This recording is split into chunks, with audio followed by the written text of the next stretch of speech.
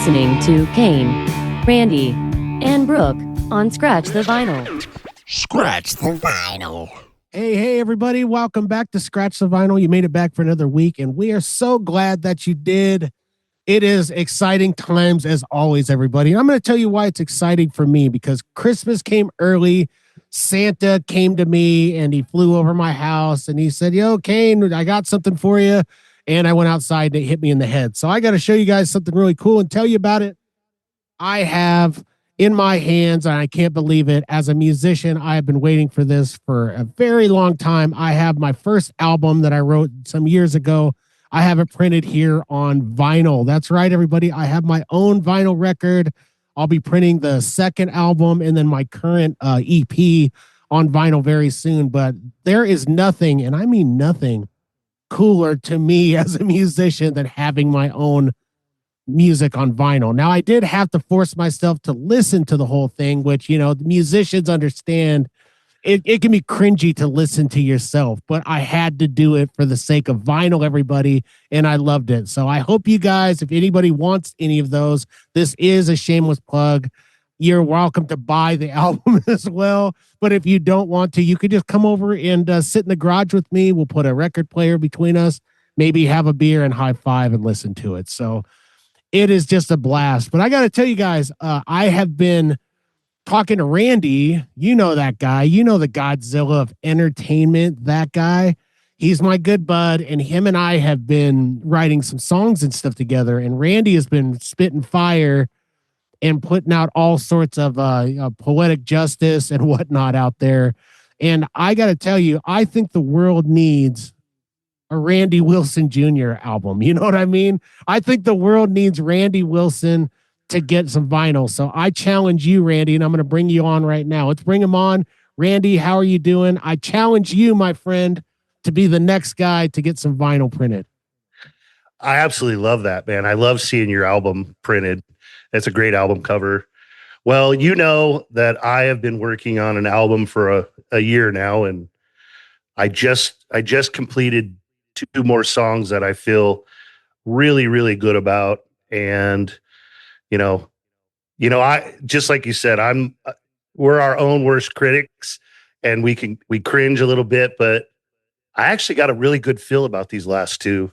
You've had a chance to listen to them. Maybe you can give me your biased or unbiased opinion, but we're getting close. We're getting very close. Well, I love going back and forth with you, playing guitar to some of these tracks, and you and I kind of like passing words back and forth to each other. I want you and I don't mean this as we are the Beatles. We're definitely not the Beatles. No one is. But I need him to be John or Paul and me be the other. You know what I mean? We need to be John and Paul in this. And it's just so much fun to, if anything, Randy, when you're having a bad day or I'm having a bad day, we can always kind of escape into the writing and into the music. And I just think it's so fun that you're now a guy who wasn't a musician, never has been, told me I'm not musically inclined in any way. Now you're writing songs. I just think that's awesome, bud. Well, I definitely write about depression a lot. It's the best way to get through it. Yeah, it is. I've said this a few times. We've been talking about it a while, that I've kind of used it as a way to just get my feelings out, get it down, and then play it. And then, you know me, I let it sit for a while. It's kind of like I just got it off my chest. And then I go back. Me and you've helped me do that. Then I go back and then fine tune it. And you help me with the music, and we start to figure it out. And I absolutely love the process. Absolutely love it. Well, here's an open invitation that I know you're not going to mind. If there's any musicians out there that want to, maybe contact us, like, hey, do you have a track for me? And maybe they want to get on some of this stuff. It would be so cool to have some of these voices come over here to my studio, record. I actually had a guy who's been on the show. He was on our live stream. He was at Madness at Madson's. I actually had him come over yesterday, and we were recording some vocals. So fingers crossed, everybody, that Rico's pass and I make some magic or some gold. But man, I'm really excited for this track that him and I just did, and I can't wait to finish it, mixing and mastering. So Hey, if you're John and I'm Paul or vice versa, that means Brooks are a Yoko Ono. Hey, as we said before, Yoko used to be such a negative connotation, but no, shame on you people. Yoko is a beautiful soul and we love her, and she didn't break up the Beatles. That's right, everybody. Paul said John unfortunately did it, and we love John. So Yoko is a good thing now. So, Brooke, don't take that the wrong way, but welcome to the show, Brooke Goulash. Welcome. Thank you. And you know what? I do not take offense to that because we do sound very similar when we sing together. No wonder you haven't asked me to be on your album. Thanks a lot. But I would love to write a little bit in there for you. It wouldn't probably be about depression. I think it'll be a lot of like Jack Black style. You know what I'm talking about? It'll be probably a little funnier. I don't know. It maybe not. But congratulations, Cain, on your new album. And it would be a great Christmas gift, everyone. You can buy it for all of your friends and family. I think it's a good idea. Or you could put it on my doorstep with the Orchid Boys that you promised me, Cain. Thank you very much. But no, I probably won't be a part in Randy. I've heard your music too. And I know you guys talk about listening to yourselves. It's fantastic. You guys did a great job. And I'm very proud of you. And congratulations. And I'm more of I'd rather paint like an album cover for you. I did something for Cain one time. And it had a heart on it though. And so after I gave it to him, I was like, the hell? Okay, Cain, don't take it that way. I was just making another one of your covers that you had. He was like, oh no, I just found it online. But that was fun to do. So I would love to maybe do a cover for you guys. But you know, instead of like the Beatles, you could be the Roaches. It could be Candy and Rain. The Roaches is crazy. You know, I don't know. It has a certain ring to it, especially when the lights come on. You know, it's kind of like the at a bar when you turn the lights on at the end of the night, and then you really get a look at the girl that you're kind of like hitting on, and you're like, oh my gosh, you know, or like you for them, they're like, oh, you look like the Crypt Keeper in your regular lighting. It's kind of going to be that thing. Well, I was just thinking of like the ashtray in your college dorm room. That's, you know. Well, Brooke, you know, I've been working on your album. Yeah. Oh, you have a few. I have, you know, I've been working on the creative comedic songs for you. You've heard a couple of them. So I've tried to keep them a little bit of a surprise, but the one night you got soaked pretty good. It's all soaking in. Okay, that's an inside joke, but not for long. Good times, everybody. Well, you know, I'm just glad to have you guys back for another week.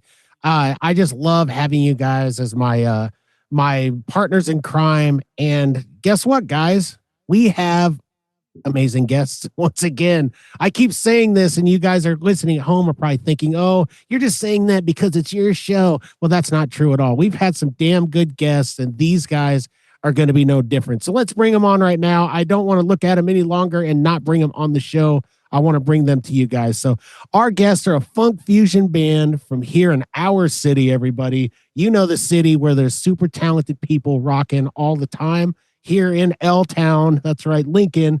And they are the band Groove Lagoon. We have got MJ and we've got Ben, everybody. Welcome to the show, guys. Hey. Thanks for having us. Good to be here. So I heard from a bird that it's actually Jeff from AM/FM. He's the one that set me up on this quest. He gave me your number, and it's always kind of awkward to like message people via actual number, right? Yeah. No, you just got to make things happen. I mean, by any means, right? That's what creative people got to do to make the opportunities happen. Right. Well, I promise I won't drunk dial you or anything like. And if I did. It's totally an accident, yeah.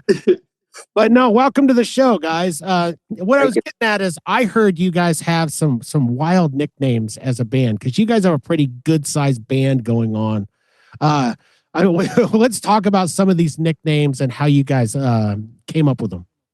I guess just to kind of start, the nicknames would be, I guess, our other just aliases of what we go by, our stage names. To kind of differentiate ourselves even more than maybe some other acts that don't go as far into their lore or their naming system of how they do things. I go by Funkatello.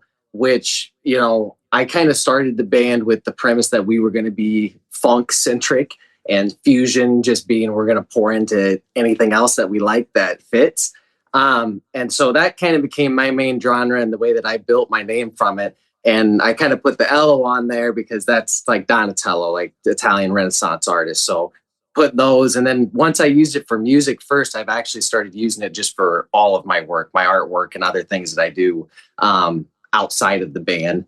You can talk about yours. Yeah, I go by Liam on stage, and that's also just like another alias for me because I do like production, I make beats, all that stuff, and I would go by that alias. And so I just kind of kept that name and have been going by that. Also kind of, you know, like he said, just creating more lore behind the Groove Lagoon name and how it's just this mash of like a bunch of different collectives of people from every different genre and just different things, you know? So, yeah. And I guess too, I take a lot of maybe influence from making the band members pick names for themselves. I'm a diehard Prince fan. And if you know anything about Prince, you know, when they did the Revolution, everyone had their own little kind of name that, you know, tiered with what they were doing. And so I kind of took inspiration from that of like, you know, we are an entity together, but we can all be our own separate entities and we all do stuff outside of the band. So it's not a foreign concept for us to be our separate part doing something, you know. I guess to clear that up, I'm the lead singer and I did a lot of the production stuff before our keyboardist started doing it. And then he is our drummer. Yep. Yeah. Well, you just triggered something like a bell to our audience. you mentioned Prince, and this is why I mentioned that, because Prince seems to be the biggest hot button topic aside from pitting guitar players against each other that we've ever had on social medias and everything. So I'm going to ask you guys right now, I'm going to put you on the spot. Is Prince one of or the greatest guitar player that lived? Yeah, I would say 100%. I mean, I'm biased. My whole family is diehard Prince fans. My dad, all the way back from getting the albums when he was a kid and me growing up with him. I never got to see him live. My dad saw him 5 times. But I've been up to Paisley Park now 4 or 5 times since his passing, which has been awesome. Got to see Morris Day in the Time and a couple other of his other acts, but never got to see him. But yeah, I'm with MJ on that one too. You know, he's definitely up there. I mean, look at the, you know, performance for George Harrison. You know, that solo, that legendary solo that he just walks out on and just leaves. Like, I don't know, it's just so iconic. And how can you not just say like, holy shit, you know? So. Yeah, he felt disrespected. And so he kept it quiet. That wasn't even planned. And he just came out, and I mean, you got Eric Clapton, Jeff Beck. I mean, you got some of the A-listers on stage. A-listers. And he just shredded, threw the guitar up, and walked off like Prince does. And you never see the guitar come back down. You just see him throw it up and it disappears. It's gone. Where'd it go? Like, it's weird. I imagine that it was as crazy as like when Clapton saw Hendrix for the first time, right? Yeah. Like that moment. Like, I don't know if you guys have seen like the Hendrix movies, Always by My Side or whatever, but there's this scene where Hendrix actually gets a gig and he's playing or he's there at the same time that Clapton is. And so they ask like, hey, can I come up and jam with you guys? And he does that, and Eric Clapton kind of gets pissed off, right? Like he's like, what? Yeah, he plays notes wrong, and he just walks off stage because Jimmy is ripping with his band, and he sounds better than Clapton did with his own band. Yeah, wow. And I mean, kind of going along with that, there's stories from like, you know, David Gilmour, Andy Summers, you know, the guitar player for the Police, and where, you know, in that London area where so many like just legendary rock folks were coming from, Rolling Stones, the Beatles.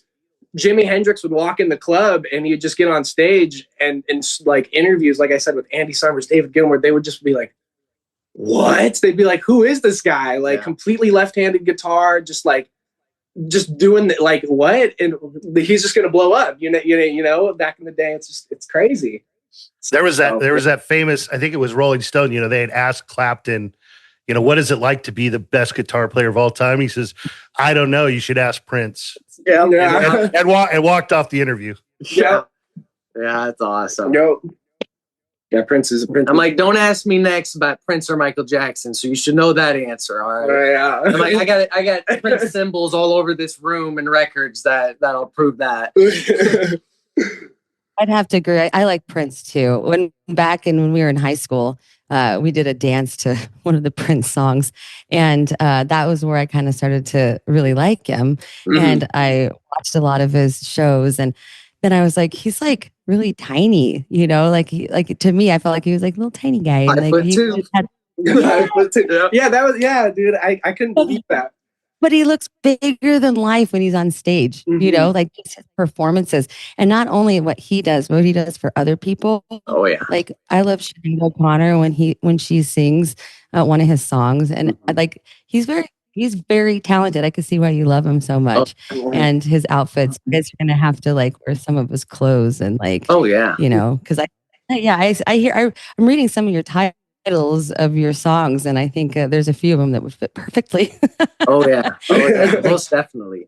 I think even his aspect of like fusion in his work, by the time Prince was on to something, he was done with something that just, would fuse all these different genres, album by album. And, and so that's a lot of what we take as like, we don't want to get stuck in one spot or feel like we have to stay in one box. And I mean, Prince's career is a testament of reinventing yourself over and over and over again. Ho ho ho! Once again, everybody, it's not Cain Stevens. It is the Ghetto Santa Claus or something. I'm I'm revealing to you guys right now that kind of like in the Tim Allen movie where he becomes Santa Claus, I've actually been Santa Claus for quite a few years now, spreading cheer throughout Air Park and different places. So whatever, but let's get into the sponsors, because this is the time of the year that we have to really say thank you to these sponsors by using their products and doing different things. It's just the time of year.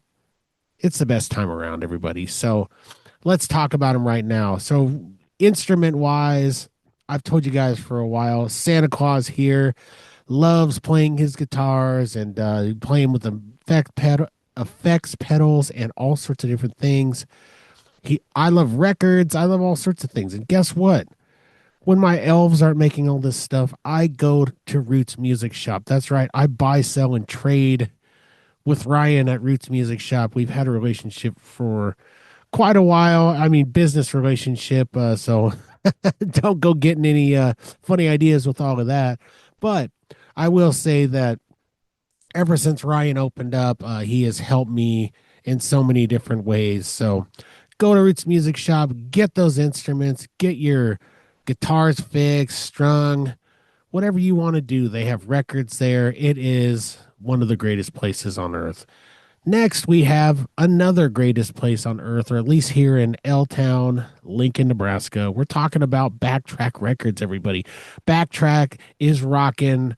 If you want tapes, if you want CDs, if you want records, if you want a record player, they've got all sorts of different things there for your music listening needs. It's my favorite place. I love it so much. I bounce back and forth from there and Roots to there. I love it, man. It's I'm a dollar billionaire, and what I mean by that is I dig through those bins with my grubby little Santa hands, and I pick out and curate the best vinyl playlist I can come up with, and I love it. So the dollar bins, $2 bins, $4 bins, all of it. They have new records.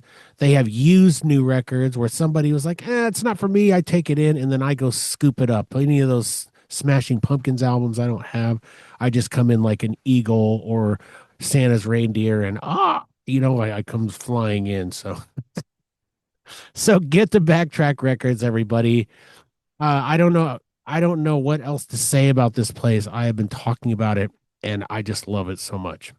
Well, I think you guys are inventing yourself in a whole different way. Like I gotta admit, like when I listen to you guys, I went through your album, I went through all of your other stuff, and the thing that comes to mind is it's just really fun to listen to. And then when we watch like your videos, I can see the fun coming out in you guys. Like, you guys are a blast. So if you guys haven't seen Groove Lagoon, get out there, man, because they're being talked about. People are saying these guys are the most fun band to see out there. But I think what Brooke was trying to get at is these titles and everything are epic. I mean, especially like your song titles, Midnight Sex, Yeah. That's probably the most pure slice of Prince on the album, I would say. Like, definitely. There was definitely some erotic city, Darling Nikki going through the mind on that one. Mm-hmm. That's exactly what I was thinking, like to a T. Yeah.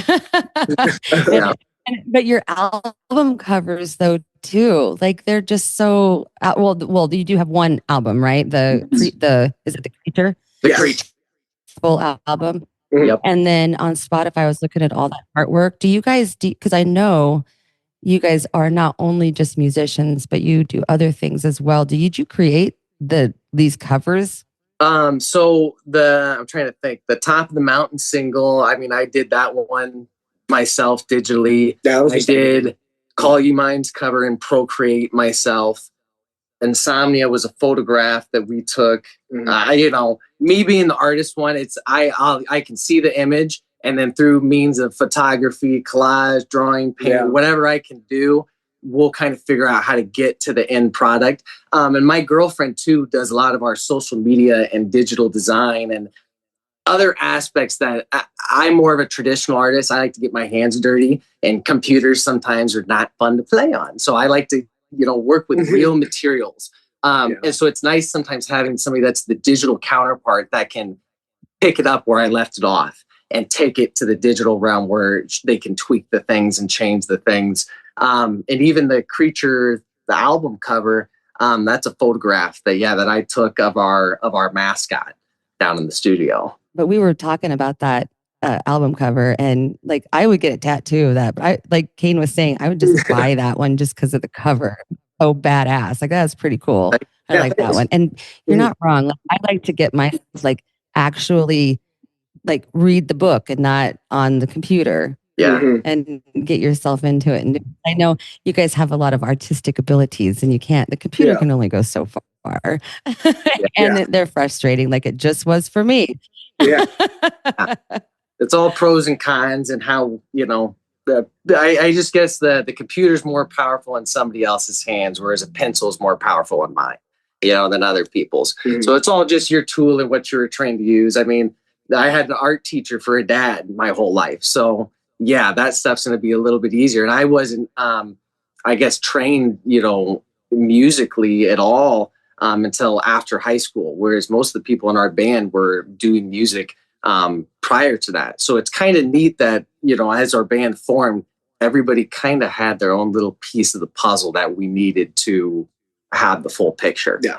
And my understanding is not only was the album Creature, but you added a new member who pretty much is just a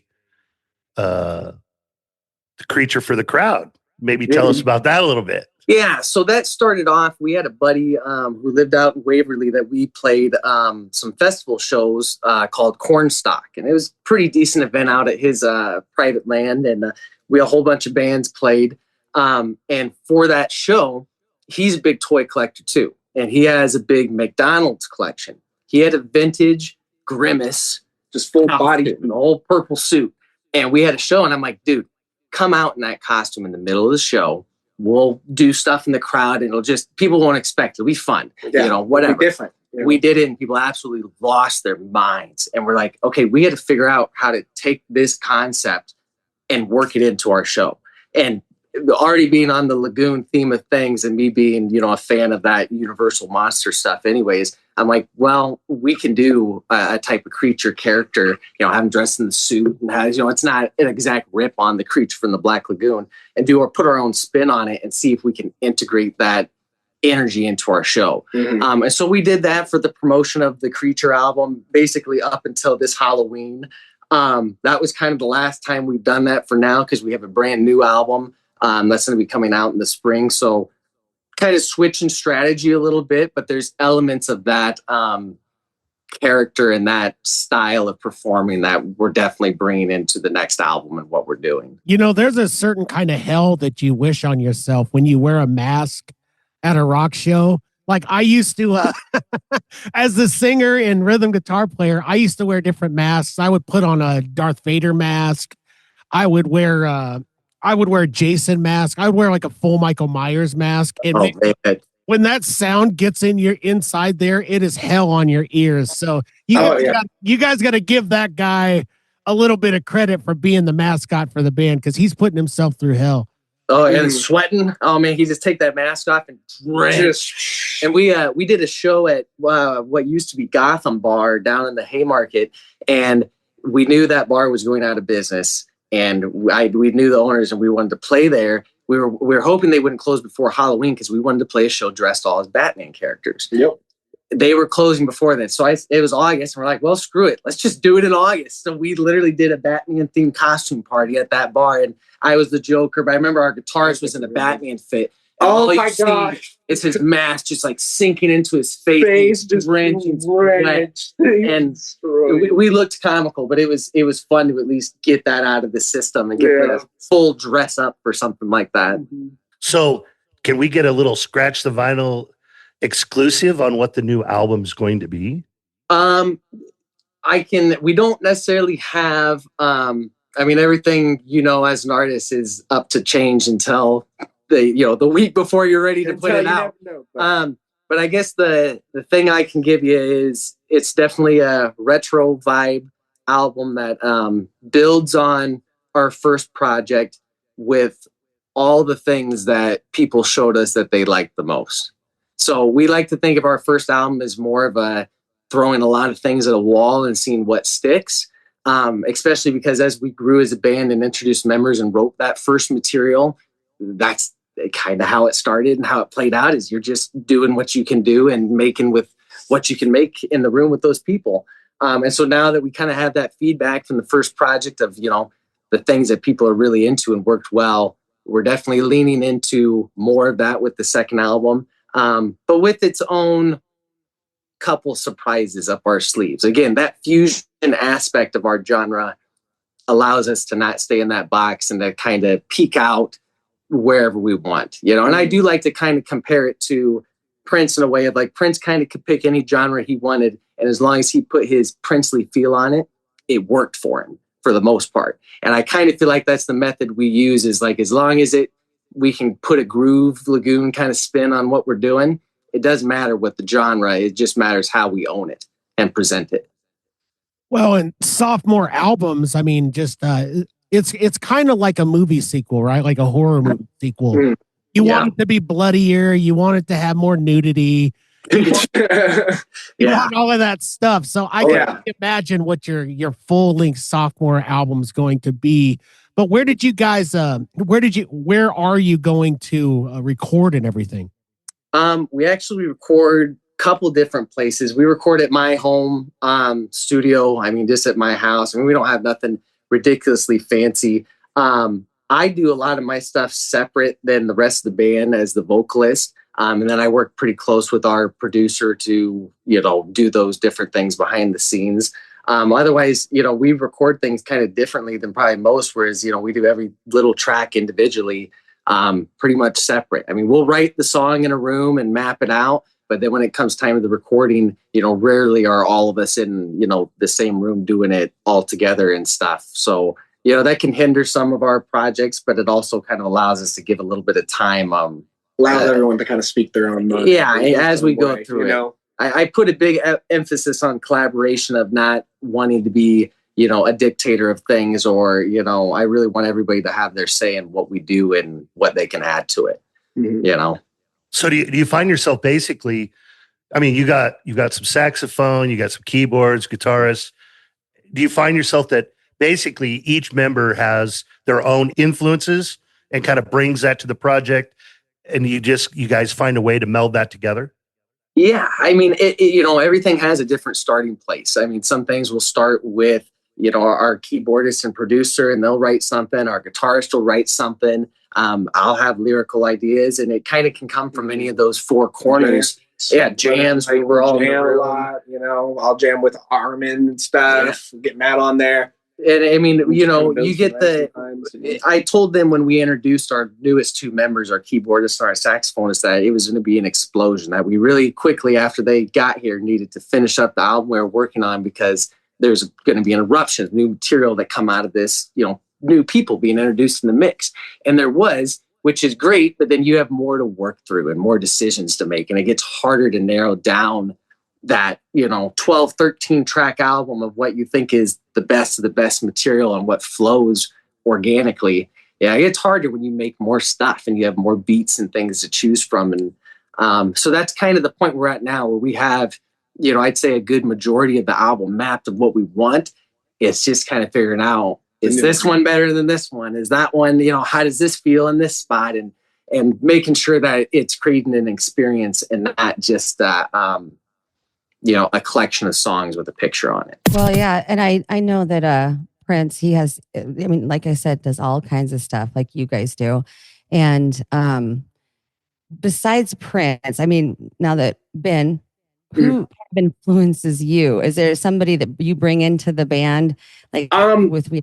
And then yeah, I bring in a lot of stuff. I bring in one, I always will say my dad. My dad was a drummer back in the day around Lincoln. He played for like Bobby Curious, Jag, a bunch of just names around. And he played a bunch of different venues, and he, you know, went to Arizona, Los Angeles, all that stuff. And I don't know, he just always grew me into like a music person. He always tells me stories of putting, you know, music on my mom's stomach and stuff like that. And just always putting me on to the good music. And then musical influences, I'm a big rap guy. I always have been. I love MF Doom. Doom is one of my guys. You know, I love Kendrick Lamar. And then, you know, just like even some of the new guys in the game, you know, like Thundercat, like just Jalen Jalen Naganda. Like there's just I'm just influenced by everything. I feel like, you know, I try to take a piece of just everything that I'm around, and certain, you know, sounds I gravitate towards too, you know, and I'm just like, oh, I like that, you know. So I'm a mix of everything. I love that you list your dad as a major influence. I that's an answer we don't get a lot of, but I you know, I think that's so great when our parents are our heroes in a lot of different ways.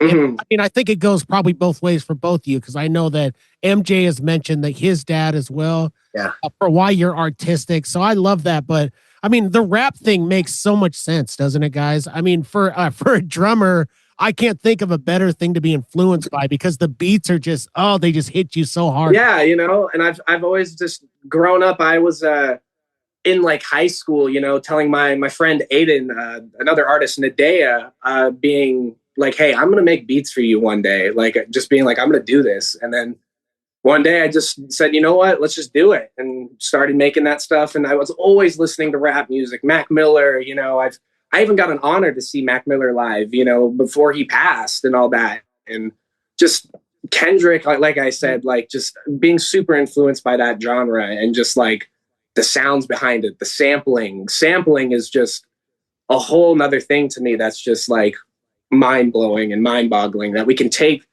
a song from like whatever, change it up, and we can turn it into something new. It's just a massive puzzle piece, you know. That influenced me as a young artist too. Was like, you know, I've told the show, like my first tape was that I bought with my own money was Dr. Dre The Chronic. And but Dr. Dre's a prime example in NWA of like really influencing everybody and doing something new. And like white suburbia, right? We're all losing our minds over these guys telling us like what the streets are really like. Yeah. And we've never seen it. Right? I mean, I never saw people getting shot every day or beat up by cops. And I grew up in Air Park. So come on, everybody. You're like, what the heck, you know? And it's just, to me, it's just sometimes like just the music behind it too, you know, like just listening to these just like beautiful strings on top of these just like off-grid drums, like, you know what I mean? Like hearing how they program it and do that, it's just so mind-boggling. Then you have someone over here telling like, hey, we're getting, you know, screwed over here in the streets here, and we're trying to, you know, say something and raise awareness about it. It's it's awesome. It's just a great culture, you know, and I fell in love with it when I was young. So you know, like I said, biggest influence. I absolutely love like the hardcore rap. You know, I'm not so into like R&B and that stuff. Oh, like, I love I know I'm also an R&B guy. I'm not gonna lie. lots and lots of people that like love it. But I Yeah. am like hardcore rap. My kids are always like, wow, mom. And I'm Yeah. like, but I absolutely loved like Cypress Hill and Beastie Boys. And like that was my bag. Or, you know, like I could see they just had like a plethora of music. And it was a lot of fun to listen to. And it's fun to play with those things and do those things and create it. And then sometimes you might find like a brand new chord that no one even knew existed. Exactly. And I feel like it comes back to what MJ was saying, where it's that fusion aspect. It's kind of the same concept with rap. You know, we're taking these samples from like these like 70 records, and these dudes are coming over here and just like completely turning it around into something different. It's kind of the same concept here, you know, and I mean, a lot of the early rap too, where they were sampling old, you know, 70s soul records and stuff, and like taking that drum breaks and all so that. there's all a lineage of where all these things overlap and connect and whatnot. Yeah.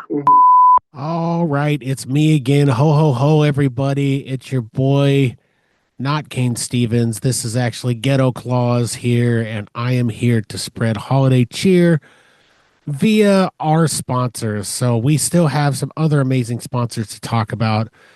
We have a new sponsor. We have Loco Design. That's not loco as in crazy, like crazy in La Cabeza. We're talking about Loco as in LOHCO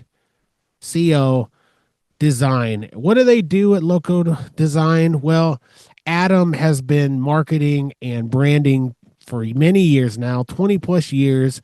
He is one of the best in the business, and he needs you to get a hold of him and start fulfilling those business needs. That's right. Your New Year's resolutions will be coming pretty soon, and you'll be saying to yourself, man, I really want to start this business, but I don't know how to do anything with it. I don't know how to brand it or anything. We've got you covered with Loco Design. So get a hold of Loco Design at Loco Design, LOHCO design.com. Get a hold of Adam, and I promise you, you will not be disappointed with this.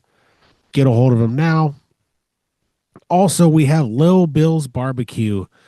I don't know why this is the spelling portion of it, but it's not Little Bills, it's Lil Bills, Lil Bills. And I can't think of a better Christmas gift than the gift of a barbecue sauce, the best barbecue sauce I've ever had. There's 8 flavors. I like to mix them and match them. I like to drink it. Honestly, Santa here, I mean, I give it to my reindeer and they fly faster and they deliver those presents, and they never seem to disappoint when it comes to Christmas time throughout the world. So if it wasn't for Little Bill's Barbecue, these little guys, they wouldn't be doing the thing, right? Rudolph's nose shines brighter. Santa's happy. It's good for everything. It's even good for skincare. I've been slathering it on my hands, and Mrs. Claus has been telling me that those hands not only smell amazing, but they're also the smoothest I've ever felt. So there you go, guys. I can't think of a better solution for a gift needs. I would buy all of them, and you can buy all of them if you get a hold of them at Lil Bill's Barbecue on Facebook Marketplace, or just Facebook, actually. I don't know if it's on Marketplace. Maybe it should be. But it is on Facebook. Look for them, friend them, follow them, and get a hold of them. This is exclusively in Lincoln right now. So you've got to get on those now and try to get that as soon as possible. I mean, demands might be so high, you might not even get it till next year. I don't know. I mean, he always seems to have the sauce for me, and it's the best stuff. So I've stopped getting Sweet Baby Ray's and all these other ones, unless, of course, they want to be a sponsor also. But I stick with Lil Bill's Barbecue, and I think that you guys are going to love it. So give it a shot. Tell them that we sent you, and Merry Christmas, everybody. Second, because I think you guys, of all bands, we should at least dive into the live aspect, because you guys are so much fun. And I can tell you guys put your hearts and souls into these performances. So tell me about live performing and how it's been going and what it does for you. You want to start on that one? Well, live performing it's awesome. I think it's an honor because, like I said, it goes back to my dad and him telling me, yeah, Duffy's is still around when he was younger and stuff, and I'm playing in the same spot as him, and it's an honor to do that and just live in that footsteps and even just be around all these musicians. I remember, like, before Groove Lagoon existed, going to like all these live shows and stuff and really getting into the scene myself. And now, like, I'm playing with some of these people, and it's just like it's awesome. It's great. It's just it's breathtaking. You know what I mean? Like, I love every time we play. Like, I think it's so much fun. And yeah, like, well, and I think you touched on a part that's interesting of, like, going to those shows pre-band and knowing these bands. I mean, I don't know if you guys ever heard of Wicked Bones, but they're kind of a sister band to us. That at times we've shared members, and they've kind of reformatted into the Riva band with their lead guitarist. But they were somebody that I remember going and seeing, being dumbfounded by their skill and just in awe of what they were doing. And then within a year and something time after the Groove Lagoon, they were recording stuff at my house. And then we were playing shows with them. It was one of those where, there's a bit of reality check of, whoa, these things happened really quickly. Mm-hmm. And, me also not being, I'd say, a traditional musician or in that world of artistry like that, that all that music stuff was new to me. Even the bars and going down to those, like, I'm not much of that type of person to even be in those types of atmospheres. So even when I'm down, at the bars, I am quite business, with things and not typical for those bar scenes.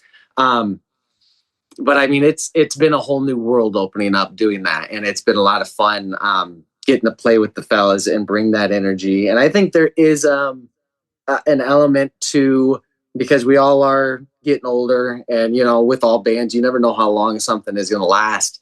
And I think there's an element of us getting on that stage knowing that we're going to play as well as we can, as if this were the last time we were going to play, because you never know when something could happen, and it definitely could be.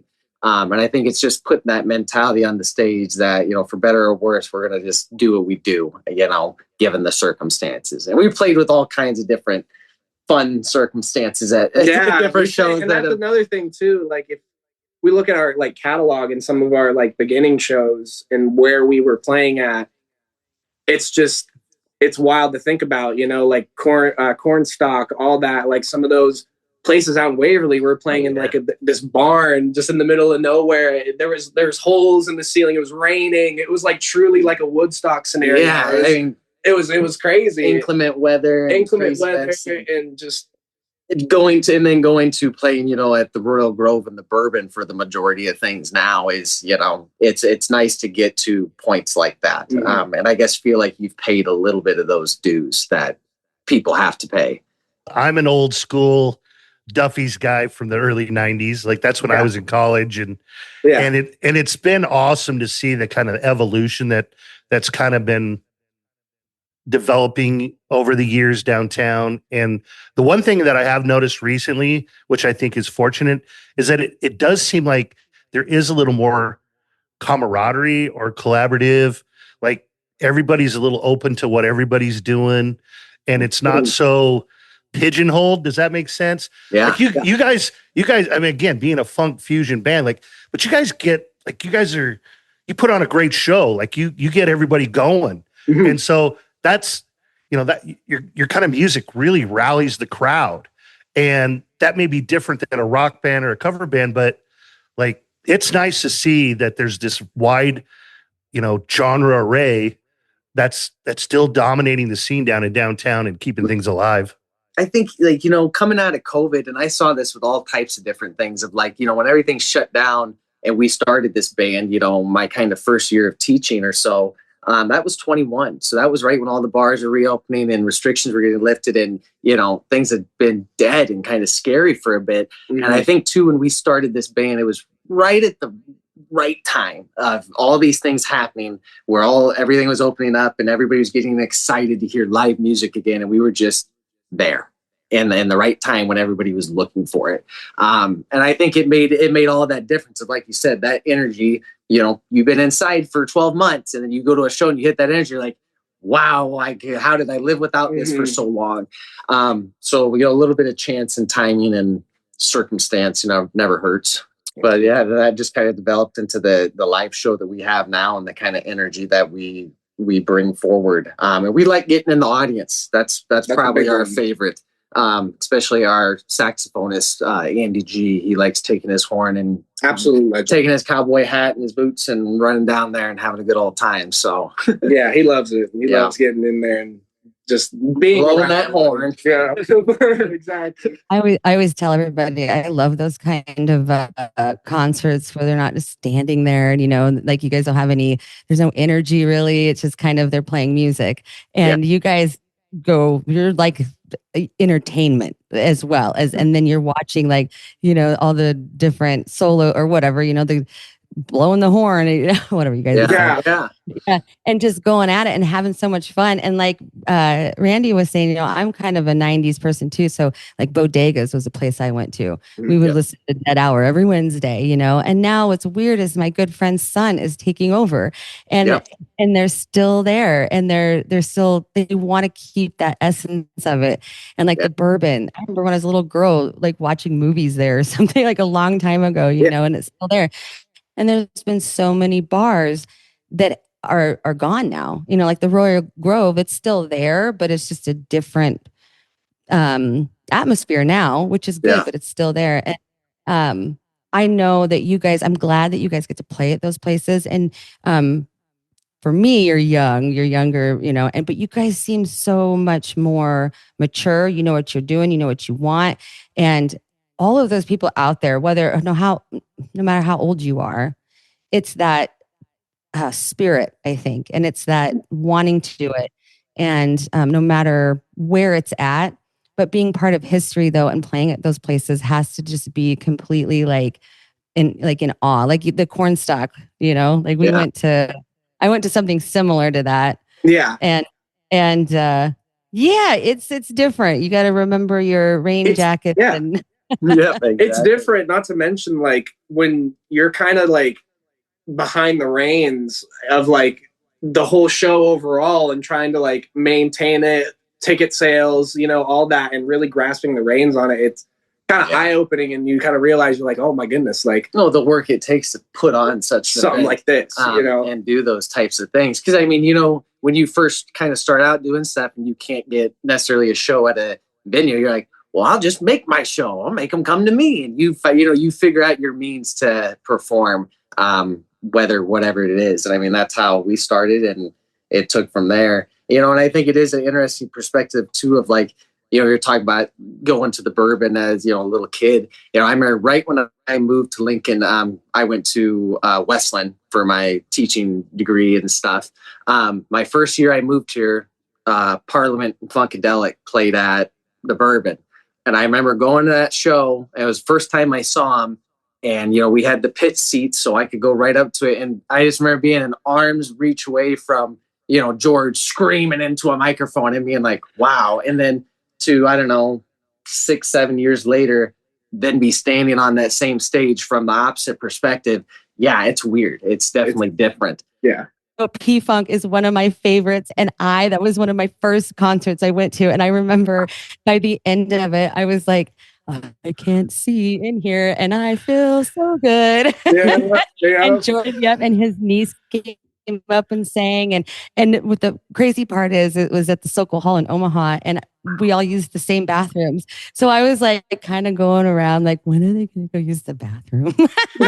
Like a weird stalker a super weird stalker that I am. But anyway, I just wanted to put that is so cool. That's awesome. Yeah, that doesn't surprise me. That's probably an influence on you guys, because that was a great show. Oh yeah, and I mean, I just remember like one that's etched in my mind is like there's a dude coming out on like stilts, and his legs were all furry, and he had the nose, and I'm like, you know, I already collect toys and love the character craze, so like I see that, and I'm like, all right, we can dress however we want on stage. You just have to own it. Whatever you're doing, you just got to own and act like it's part of the show normal, and then everybody just Yeah, okay, sure. He's got a nose like this, and he's 2 extra feet tall. But sure, Yeah. he's got a bass guys- guitar, so it works. You guys remember Buckethead? Yes, I know Buckethead a little bit because he was like he's kind of tied in with like Primus and stuff, a lot of that stuff and whatnot. And I've seen a little bit of that, so not too much, but I know a little. I wonder if I've ever actually seen his face. That's what I want to know. I know. I mean, I think there's probably a picture out there if you look, but we kept thinking of one of our buddies because he always had these had a lot of stuff at one of his homes, and I was like, I think this is Buckethead. It has to be. I don't know. Maybe that was just a decoy. It has to be. We're getting down to the end of the year. You guys got any live shows coming up that we can announce to the people to come and check you out? Not for the rest of this year. We've kind of taken a little bit of time off with, folks traveling, and some other unexpected life events that have kind of come up in the last month. Our next show that we have booked, I believe, is March 16th at Duffy's with Velvet Daydream, which is a band, I want to say they're from somewhere down south. I think. I can't remember. I want to say Arizona, but that's probably not right. But we booked that not too long ago. And then that's the only one we have on the books now, with kind of the plan that as we finish up this album and get things rolling, that March into April into May is going to kind of be the spread to come see us. Touring in winter and doing things like that too is also not as fun to do. And usually the holidays have a lot more family plans and stuff like that. Yeah. And that is something that, it's strange growing up and getting to a point where you're like, wow, there's other things that just, push that time out of the equation. And life has a sneaky way of kind of sneaking up on you, and everything, everybody ends up growing up, and you never know how long things last, know. So we're happy to do it as long as we can. And so springtime is probably the next time you come out and see a series of shows and stuff. Well, we love your very positive attitude though as well. And like I just can't wait to go see you actually live. Like to be the Penguin or something. I don't know. Anyway, we'll talk about it later. No. Yeah. So in the springtime, my birthday is in March. And so we would love to have you back in springtime. So then we could talk about everything that's going on and what you guys are going to be. Sure, most definitely. Be playing.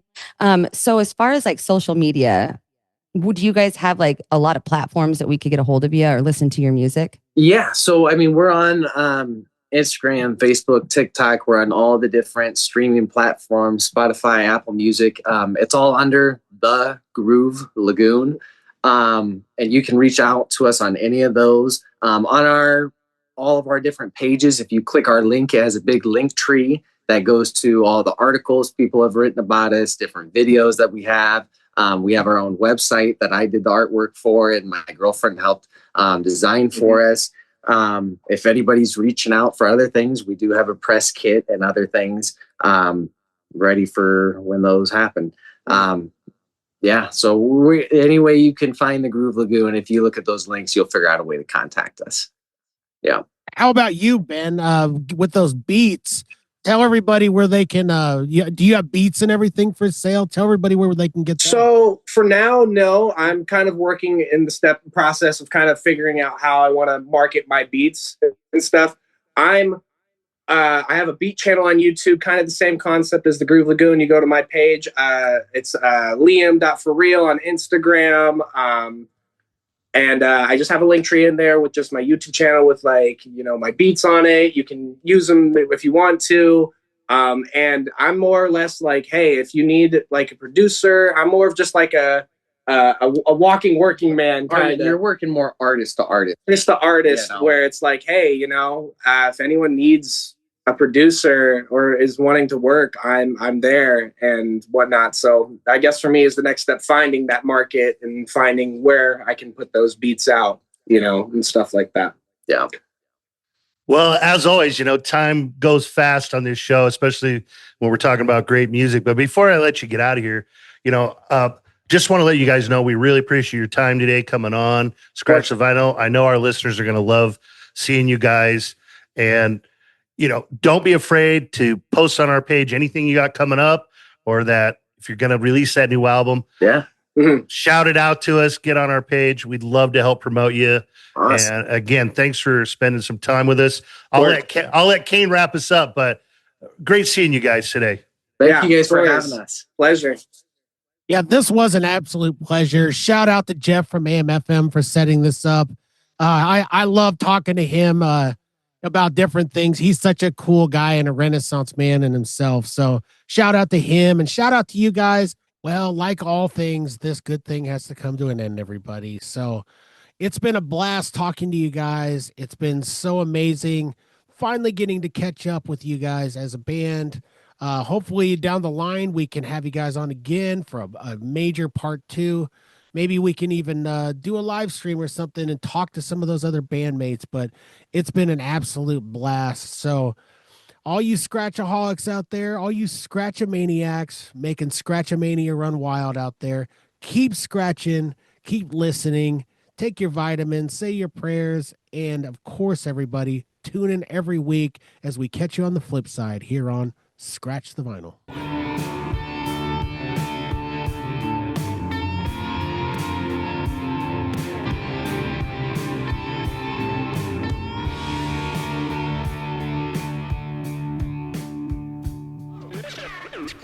Scratch the Vinyl.